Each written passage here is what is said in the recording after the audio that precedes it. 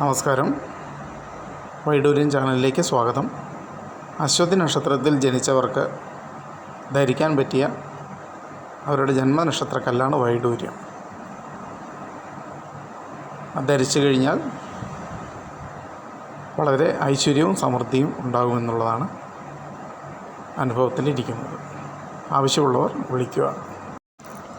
വൈഡൂര്യക്കല്ലുകൾ 5-6 ഇനമുണ്ട്. അതിൽ ക്രിസോബറൽ എന്ന് പറയുന്ന നല്ല ക്ലാരിറ്റിയുള്ള കല്ലുകളാണ് ഇത് അശ്വതി നക്ഷത്രക്കാർക്ക് ധരിക്കുന്നത് ഗുണം ചെയ്യുന്നതായി കണ്ടുവരുന്നു.